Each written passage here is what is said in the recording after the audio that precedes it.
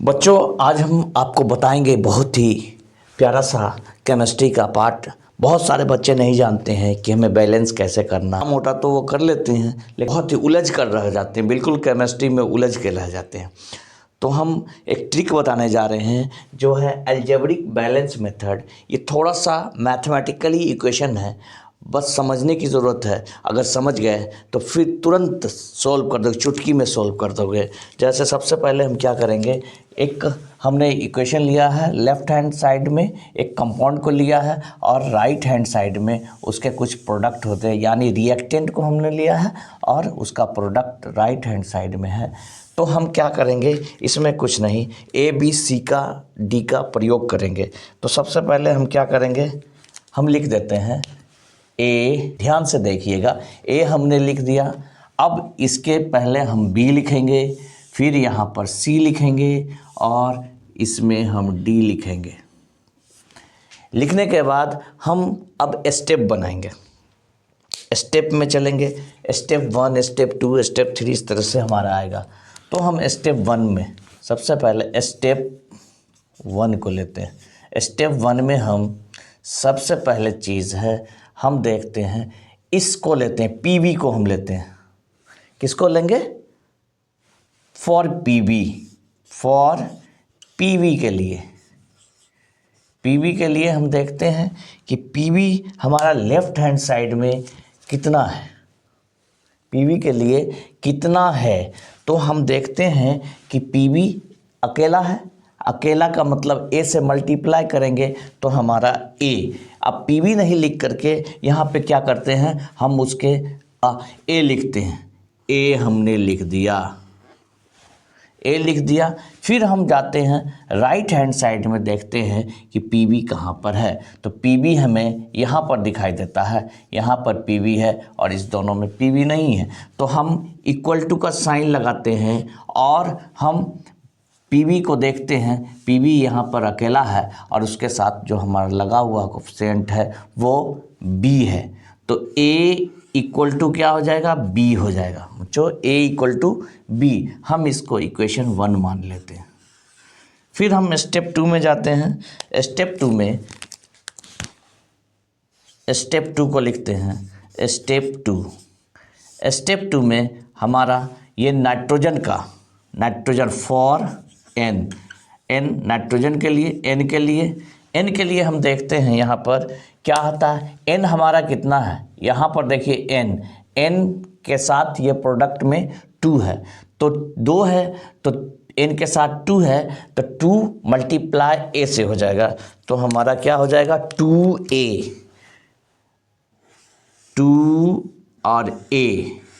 क्योंकि हम नाइट्रोजन को नहीं लिखते हैं बल्कि ए को ही यहाँ पर देते हैं। नाइट्रोजन 2 है तो 2 हमारा कहाँ से आ जाएगा, 2, वो 2 मल्टीप्लाई हो जाएगा ए से। अब हम जाते हैं राइट हैंड साइड में, तो नाइट्रोजन हमारा यहाँ पर सी के कोफिशिएंट में मिलता है, सी कोफिशिएंट में नाइट्रोजन का यहाँ पर होता है। तो नाइट्रोजन यहाँ पर एक है, सिंगल है, तो उस किसके साथ है, वो सी के साथ है। तो हम 2a is equal to C, 2a is equal to C लिख देते हैं। इसको हम इक्वेशन 2 ले लेते हैं, इक्वेशन 2। फिर हमारा आ गया, अब बचता है ऑक्सीजन की बारी आती है। स्टेप 3 में हम जाते हैं। स्टेप 3 में हम जाते हैं, ऑक्सीजन यहाँ पे कितना है, यहाँ पर 3 और उसका मल्टीप्लाई 2, 3 2 जा 6, और ये 6 किससे मल्टीप्लाई हो जाएगा, ए से मल्टीप्लाई हो जाएगा। तो हमारा क्या हो जाएगा यहाँ पर 6a इक्वल टू, अब हम जाते हैं यहाँ पर देखते हैं राइट हैंड साइड में, तो यहाँ पर ऑक्सीजन अकेला है, यानी अकेला बी से सिंगल मल्टीप्लाई होगा, एक से मल्टीप्लाई होगा, तो यहाँ पर बी ऑक्सीजन का आ गया। फिर यहाँ पे ऑक्सीजन है, यहाँ पे ऑक्सीजन 2 है और 2 को क्या करेंगे, सी से मल्टीप्लाई कर देंगे, बीच में प्लस का साइन है, प्लस 2c, और लास्ट में भी हमें ऑक्सीजन दिखाई देता है और यहाँ पे कोफिशिएंट जो इसका है वो डी है, प्लस बीच में प्लस का साइन है, प्लस 2d। अब इसको हम इक्वेशन 3 कर देते हैं। अब हम यहाँ पर देखेंगे कि सबसे ज़्यादा टाइम कौन आ रहा है, ए आ रहा है कि बी आ रहा है। इन तीनों में, इन तीनों इक्वेशन में कौन सबसे ज़्यादा आ रहा है, ए आ रहा है कि बी आ रहा है इक्वेशन 2 में, या सी आ रहा है। तो हम देखते हैं यहाँ पर, हम काउंट करते हैं ए से। ए एक बार यहाँ पे आया, एक बार यहाँ पे आया, एक बार यहाँ पे आया। कितना बार आया, 1 2 3, 3 टाइम्स आया। बी को हम देखते हैं, बी एक बार है, 2 बार है। फिर सी को हम देखते हैं, सी एक बार है और 2 बार है। डी अकेला। तो जो सबसे ज़्यादा टाइम्स आता है उसको हम लेट करके चलते हैं। ए यहाँ पे है, दूसरा यहाँ पे और तीसरा यहाँ पे। तो हम क्या करते हैं, अब इक्वेशन करने के लिए लेट कर देते हैं, माना के let A is equal to 1। A को हम 1 मान लेते हैं। ए को जब हमने 1 माना तो ऑटोमेटिकली है बी हमारा क्या हो जाएगा, फ्रॉम इक्वेशन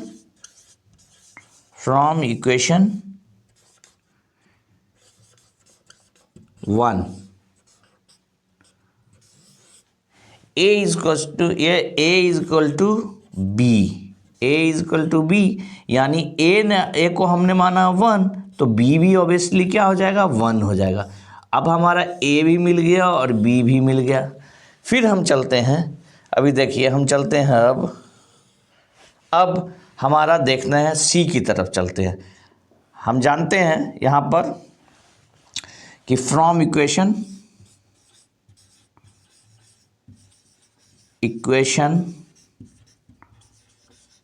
2,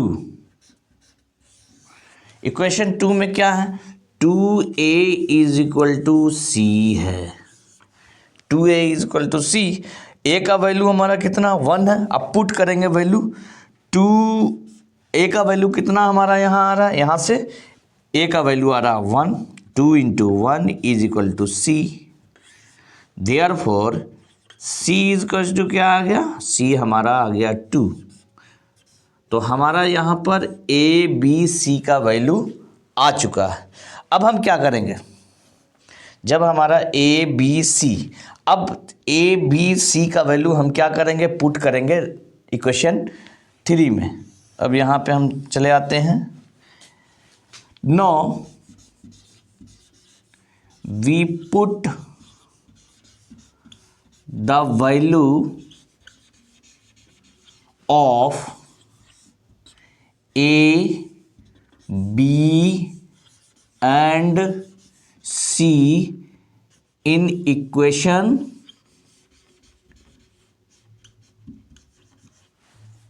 3। क्या करेंगे, ए बी और सी का वैल्यू हम इक्वेशन 3 में पुट करेंगे। तो हमारा क्या, इक्वेशन 3 है 6a equal to B plus 2c plus 2d। तो हमारा क्या है, ए का वैल्यू हम जानते हैं, ए का वैल्यू हमारा कितना 1 है, 6 इंटू 1 इक्वल टू बी का वैल्यू हमारा, ए का वैल्यू 1, बी का वैल्यू 1 प्लस 2 इंटू सी का वैल्यू हमारा कितना आया 2, सी का value 2 into 2 plus 2d, D का वैल्यू निकालने के लिए यहाँ पर करेंगे। अब देखिए ये क्या होता है, 6 into 1 is equal to 6 equal to 1 plus 2 2 जा 4 प्लस 2d। अब 6 equal to 4 plus 1 5 plus 2d।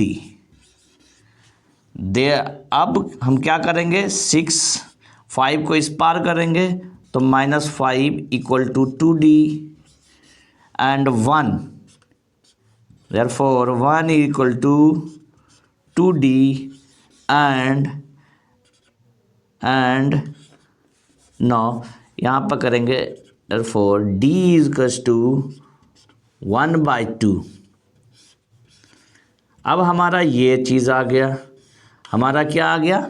अब हम साइड में हम लिख देते हैं सबका वैल्यू हम साइड में एक कॉलम बना के लिख देते हैं।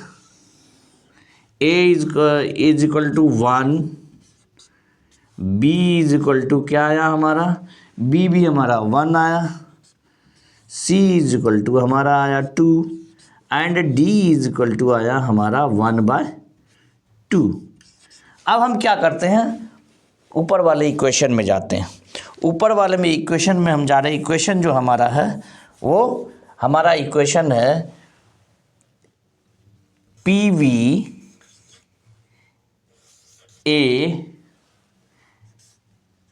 NO3 को होल ट्वाइस गिवन एज हमको BPBO plus CNO2 plus DO2। अब हम A, B, C और D का वैल्यू जो हमारा वहाँ पे आया उसको हम पुट कर देते हैं। यानी यहाँ पर जो हमारा A, B, C and D का वैल्यू हम यहाँ से जो हमने लिखा साइड में सबको रख देते हैं। तो A का वैल्यू क्या आया 1, PB NO3 का होल ट्वाइस गिवन एज हमारा B का वैल्यू 1, PBO प्लस C का वैल्यू हमारा कितना आया 2, NO2 प्लस D का वैल्यू आया 1/2O2। अब देखिए यहाँ पर एक चीज़ हमारा आ गया, होल नंबर में नहीं आकर के बल्कि फ्रैक्शन में आ गया, 1/2 के रूप में आ गया। तो हम क्या करते हैं, इसको होल नंबर में लाते हैं। इक्वेशन कहता है कि फ्रैक्शन में नहीं होना चाहिए, तो क्या करेंगे, इसको हम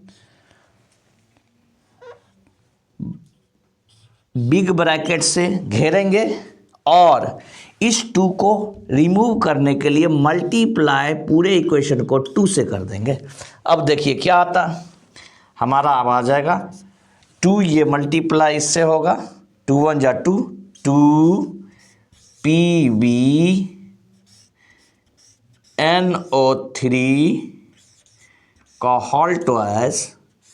अब ये 2 फिर इससे मल्टीप्लाई होगा, 2 1 जा 2, 2 PBO प्लस 2 मल्टीप्लाई 2, 2 2 जा 4 NO2 प्लस ये 2 इससे इस हाफ से मल्टीप्लाई होगा, तो ये क्या हो जाएगा, ये 2 और ये 2 कैंसिल हो जाएगा और बचेगा, यानी हाफ मल्टीप्लाई 2, 2 से 2 कैंसिल इक्वल टू 1 बचेगा। 1 को लिखते हैं, नहीं भी लिखते हैं तो सिर्फ हमारा O2 बचेगा, यहाँ पर बचेगा O2। ये हमारा बैलेंस हो गया, ये हमारा इक्वेशन बैलेंस हो गया। आप देख सकते हैं यहाँ पर, आप बैलेंस करके देख सकते हैं कि बैलेंस हो रहा है कि नहीं। यहाँ पर देखिए PB 2 है, 2 PB और लेफ्ट में 2 PB, राइट में 2 PB। नाइट्रोजन कितना हमारा हो गया 2 और 2 दूना 4, यहाँ से 2 और 2 इससे मल्टीप्लाई होगा, 2 2 जा 4, यहाँ देखिए 4 नाइट्रोजन। अब देखिए ऑक्सीजन कितना, 3 2 जा 6 और 6 2 जा 12, तो हमारा यहाँ पे ऑक्सीजन 2 हो गया और यहाँ पर 4 2 जा 8, 8 2 कितना हो गया 10 और 2 12, यानी यहाँ भी 12 ऑक्सीजन 12, 3 2 जा 6 2 जा 12 और यहाँ पर 2 ऑक्सीजन 2 प्लस 4 2 जा 8, तो 8 प्लस 2 10 और प्लस 2, यानी हमारा 12 यहाँ भी हो गया और यहाँ भी हो गया। ये बैलेंस हो गया। ये बहुत ही इजी है, इससे बड़ा बड़ा इक्वेशन आपको सोल्व हो सकता है, आराम से सोल्व कर लीजिएगा, घबराने की कोई बात नहीं है। इसमें बड़ा से बड़ा इक्वेशन आपको सोल्व हो सकता है।